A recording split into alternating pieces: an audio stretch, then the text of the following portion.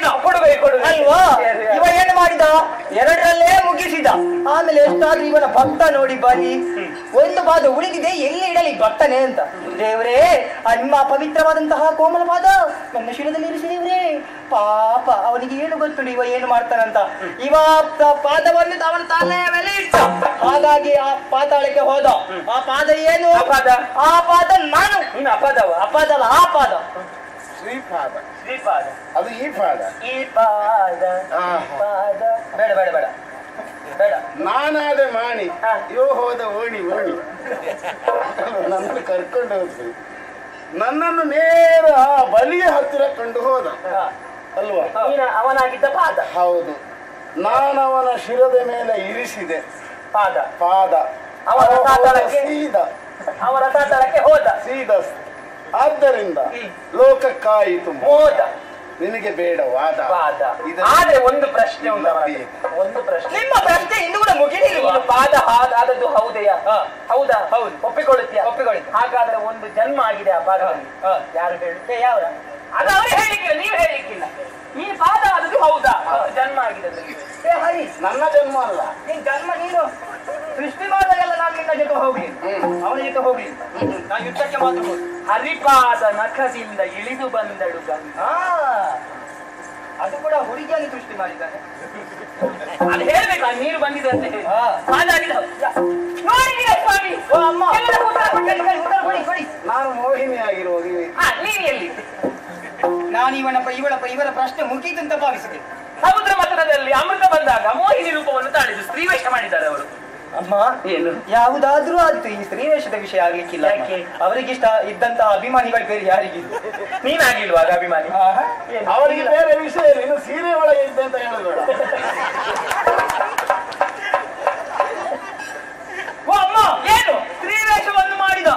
ಆವಾಗ ನಾನು ಎಲ್ಲಿ ಇದ್ದೆ ಎನ್ನುವಂತಹ ಪ್ರಶ್ನೆ ನಿಮ್ಮದು. ಅಮ್ಮ, ಎಲ್ಲದರಲ್ಲೂ ಕೂಡ ನಾನು ಜೊತೆಯಾಗಿದ್ದೆ, ಇದರ ಜೊತೆ ಆಗ್ಲಿಕ್ಕಿಲ್ಲ ಎನ್ನುವ ಹಾಗೆ ದೂರದಲ್ಲಿ ಕೂತಿದ್ದೆ ನಾನು ಅಷ್ಟೇ.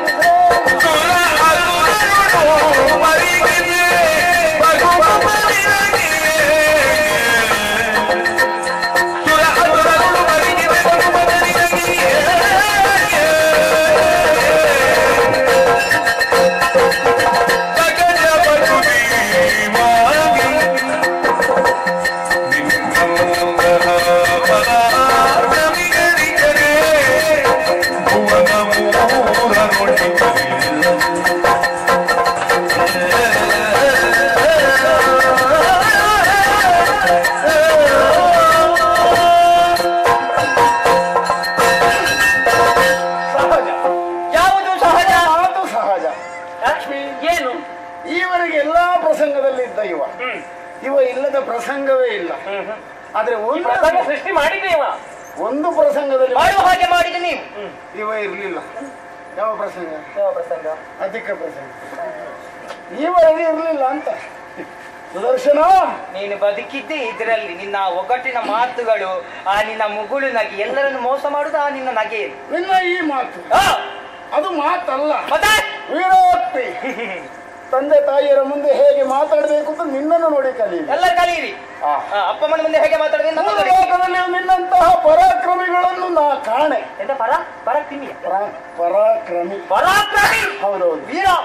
ನಿನ್ನಂತಹ ವೀರರು ಸುರ ಅಸುರರಲ್ಲಿ, ನರ ಉರಗರಲ್ಲಿ.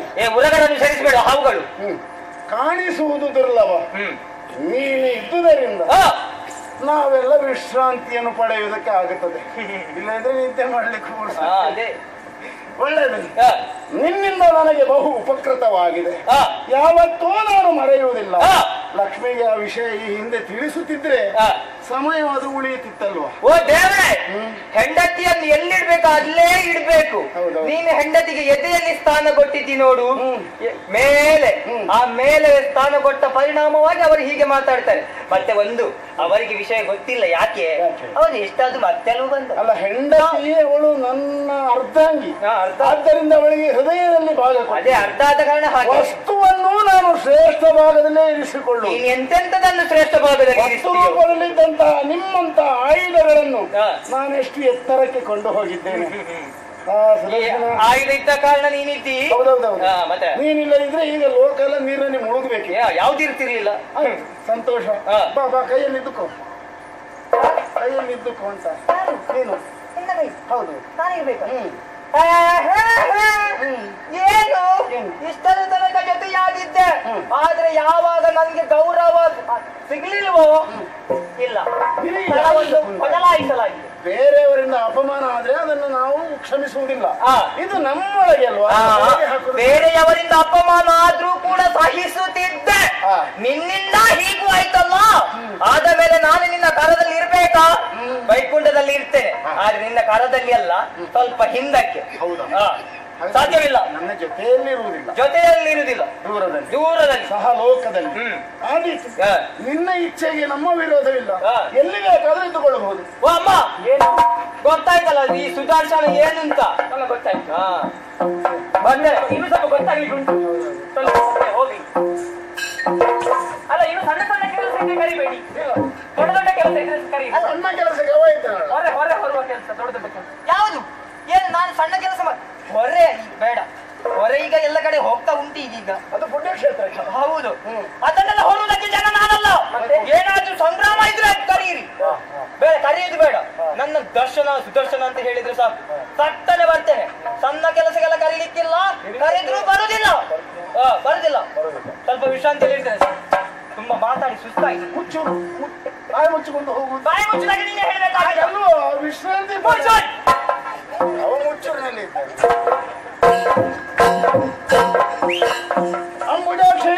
ಏನು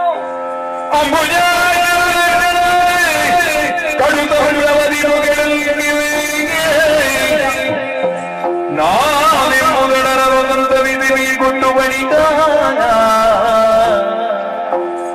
ಹರಿ ಅಂಬುಜಾನಿಗೆಲ್ಲ ಹರಿ ಅಂಬುಜಾನಿಗಿಂದ ಈ ಜನ ಜಂಭ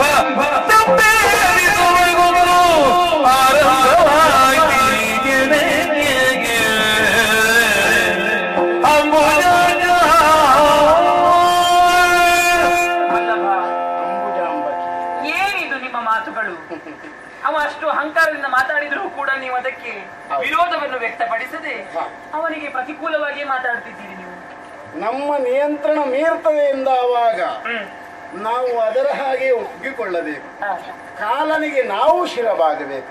ಕಾಲ ಯಾವತ್ತು ನಮ್ಮ ಹಿಡಿತದಲ್ಲಿರಕೂಡದು. ನಿನಗೆಲ್ಲ ತಿಳಿಯುತ್ತದೆ, ಭವಿಷ್ಯ, ವರ್ತಮಾನ, ಗತ ಅಂದ್ರೆ ಭೂತ, ಇದನ್ನು ತಿಳಿಯದಂತಹ ವ್ಯಕ್ತಿ ನೀನಲ್ಲ. ಇವ ನಾನು ಎಂದು ವೈಕುಂಠದಲ್ಲಿ ಆಡುವುದಕ್ಕೆ ತೊಡಗಿದ್ದಾನೆ. ಅಹಂಕಾರದ ನುಡಿಗಳು. ಈವರೆಗೆ ನೀವು ಎಂದು ಹೇಳುತ್ತಿದ್ದ ಆ ಸುದರ್ಶನ ನಾನು ನನ್ನಿಂದ ಎಂಬುದಾಗಿ ಯಾವಾಗ ಆಡುವುದಕ್ಕೆ ತೊಡಗಿದ್ದಾನೆಯೋ ಅಹಂಕಾರ ಬೀಜ ಅವನಲ್ಲಿ ಮೊಳಕೆ ಹೊಡೆಯುತ್ತಾ ಇದೆ. ಈ ಹಿಂದೆ ಜಯ ವಿಜಯರಿಗೂ ಬಂದ ಸ್ಥಿತಿ ಇವನಿಗೂ ಬರುವುದಕ್ಕಿದೆ.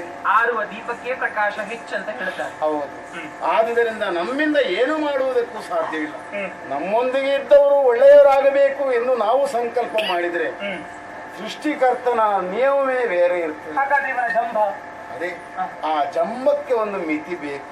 ಕಾಲ ಬರಲಿ, ನೀನು ನಿರೀಕ್ಷೆಯಲ್ಲಿ ಇದ್ದುಕೋ. ಏನಾಗುತ್ತದೆ ಎನ್ನುವುದರ ಕುರಿತು ಈಗ ವಿವರಿಸುವುದಿಲ್ಲ, ನಿನಗೆ ತಿಳಿಯುತ್ತದೆ ಅಲ್ವಾ?